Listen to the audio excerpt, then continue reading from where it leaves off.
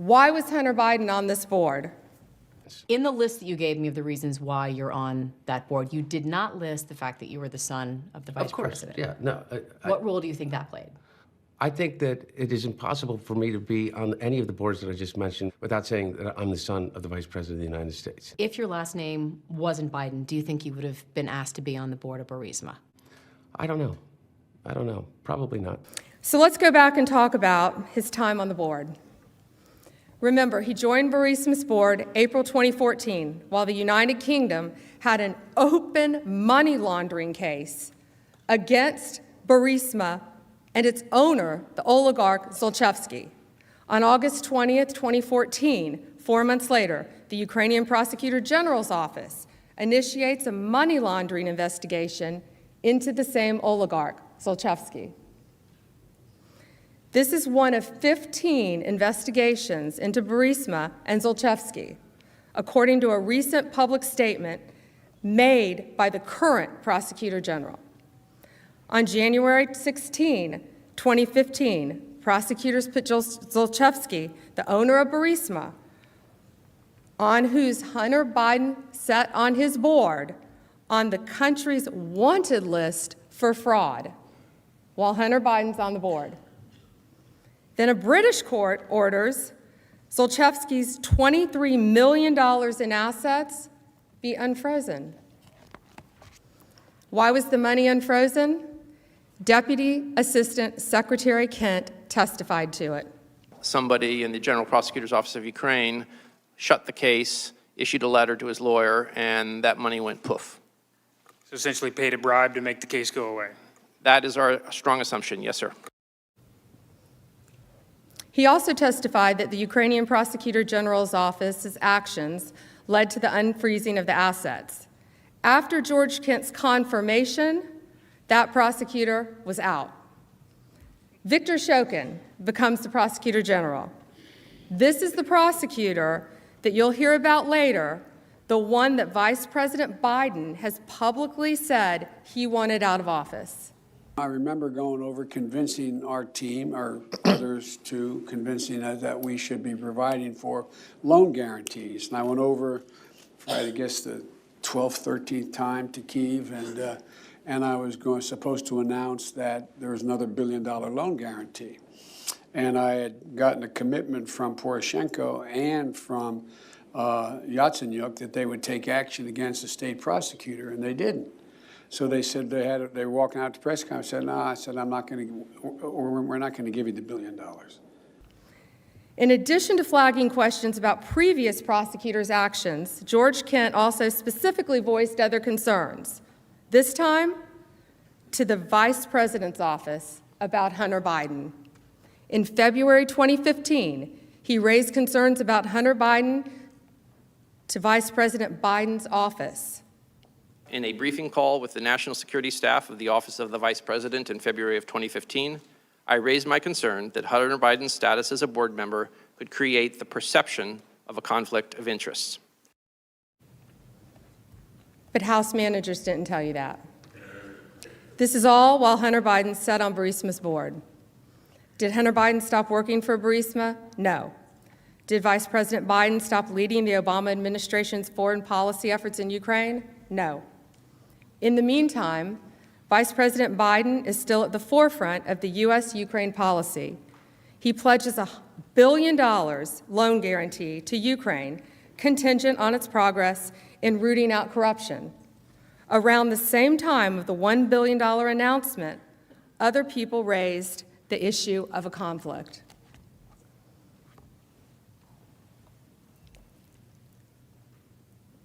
As Obama administration's special envoy for energy policy told The New Yorker, it raised Hunter Biden's participation on the board of Burisma. He raised it directly with the vice president himself. This is a special envoy to President Obama. And the media had questions too. December 8th, 2015, the New York Times publishes an article that Prosecutor General Shokin was investigating Burisma and its owner, Zlochevsky. The Times report, here's their quote, The credibility of the Vice President's anti-corruption message may have been undermined by the association of his son, Hunter Biden, end quote, with Burisma and its owner, Zlochevsky. And it wasn't just one reporter who asked questions about the line between Burisma and the Obama administration. As we learned recently through reporting on Fox News, on January 19, 2016, there was a meeting between Obama administration officials and Ukrainian prosecutors.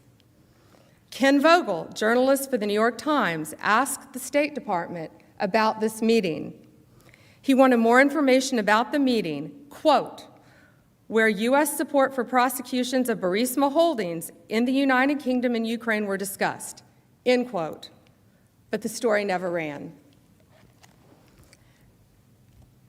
Around the time of the reported story, January 2016, meeting between the Obama administration and Ukrainian officials took place, according to a Ukrainian press report, as translated, says, quote, the U.S. Department of State made it clear to the Ukrainian authorities that it was linking the $1 billion in loan guarantees to the dismissal of Prosecutor General Viktor Shokin, end quote. Now, we all know from the Obama administration and from the words of Vice President Biden himself, he advocated for the Prosecutor General's dismissal. There was ongoing investigation into the oligarch Zlochevsky, the owner of Burisma, at the time. We know this because on February 2nd, 2016, the Ukrainian Prosecutor General obtained a renewal of a court order to seize the Ukrainian oligarch's assets. A Kiev Post article published on February 4th, 2016, says the oligarch Zlochevsky is, quote, suspected of committing a criminal offense of illicit enrichment, end quote. Over the next few weeks, the Vice President had multiple calls with Ukraine's President Poroshenko. Days after the last call, on February 24th, 2016, a D.C. consultant reached out to the State Department to request a meeting to discuss Burisma. We know what she said because the email was released under the Freedom of Information Act. The consultant explicitly invoked Hunter Biden's name as a board member. In an email summarizing the call, the State Department official says that the consultant, quote, noted that 2 high-profile citizens are affiliated with the company, including Hunter Biden as a board member, end quote. She added that the consultant would, quote, like to talk with Undersecretary of State Novelli about getting a better understanding of how the U.S. came to the determination that the country is corrupt, end quote. To be clear, this email documents that the U.S. government had determined Burisma to be corrupt. And the consultant was seeking a meeting with an extremely senior State Department official to discuss the U.S. government's position. Her pitch for the meeting specifically used Hunter Biden's name, and according to the email, the meeting was set for a few days later. And later that month, on March 29, 2016, the Ukrainian parliament finally votes to fire the Prosecutor General. This is the Prosecutor General investigating the oligarch, owner of Burisma, on whose board Hunter Biden sat. 2 days after the Prosecutor General is voted out, Vice President Biden announces that the U.S. will provide $335 million in security assistance to Ukraine. He soon announces that the U.S. will provide $1 billion in loan guarantees to Ukraine. Now let's talk about one of the Democrats' central witnesses, Ambassador Yovanovitch. In May 2016, Ambassador Yovanovitch was nominated to be ambassador in Ukraine. Here's what happened when she was preparing for her Senate confirmation hearing. Congresswoman Stefanik had asked you how the Obama-Biden State Department had prepared you to answer questions about Burisma and Hunter Biden specifically. You recall that? Yes. Out of thousands of companies in the Ukraine, the only one that you recall the Obama-Biden State Department preparing you to answer questions about was the one where the vice president's son was on the board. Is that fair? Yes. So she's being prepared to come before all of you, and talk about world issues, going to be in charge of the Ukraine. And what did they feel, the only company, the company that it was important to brief her on in case she got a question? Burisma. Ambassador Yovanovitch was confirmed July 2016 as the Obama administration was coming to a close. In September 2016, a Ukrainian court cancels the oligarch Zlochevsky's arrest warrant for lack of progress in the case. In mid-January 2017, Burisma announces that all legal proceedings against it and Zlochevsky have been closed. Both of these things happened while Hunter Biden sat on the board of Burisma. Around this time, Vice President Biden leaves office. Years later now, former Vice President Biden publicly details what we know happened, his threat to withhold more than $1 billion in loan guarantees unless Shokin was fired. Here's the Vice President. I said, no, I said, I'm not going to, or we're not going to give you the $1 billion. They said, you have no authority. You're not the president. The president said, I said, call him. I said, I'm telling you, you're not getting the $1 billion. I said, you're not getting the $1 billion. I'm going to be leaving here. And I think it was, 6 hours? I looked, I said, I'm leaving in 6 hours. If the prosecutor's not fired, you're not getting the money. Well, son of a bitch. Got fired. And they put in place someone who was solid at the time. What he didn't say on that video, according to the New York Times, this was the prosecutor investigating Burisma, Shokin. What he also didn't say on the video was that his son was being paid significant amounts by the oligarch, owner of Burisma, to sit on that board. Only then does Hunter Biden leave the board. He stays on the board until April 2019. Now, in November 2019, Hunter Biden signs an affidavit saying, quote, he's been unemployed and has no other monthly income since May 2019. This was in November of 2019, so we know from after April 2019 to May 2019, through November 2019, he was unemployed by his own statement.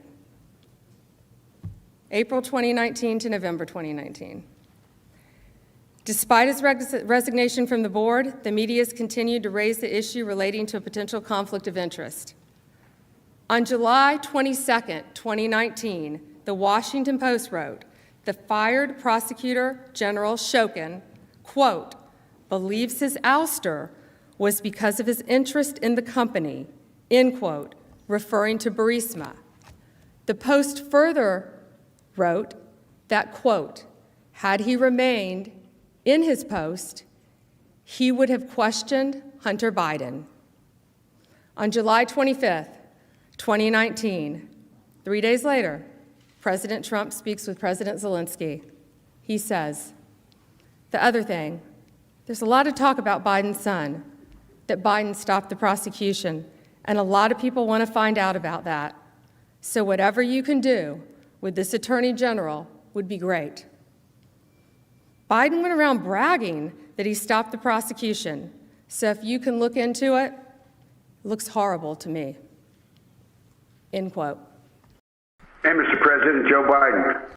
Congratulations on getting the new prosecutor general. I know there's a lot more that has to be done, but I really think that's good, and I understand you're working with the rod in the coming days on a number of additional laws to secure the IMF. But congratulations on installing the new prosecutor general. It's going to be critical for him to work quickly to repair the damage Shokin did, and I'm a man of my word. And that now that the new prosecutor general's in place, we're ready to move forward in signing that new $1 billion loan guarantee.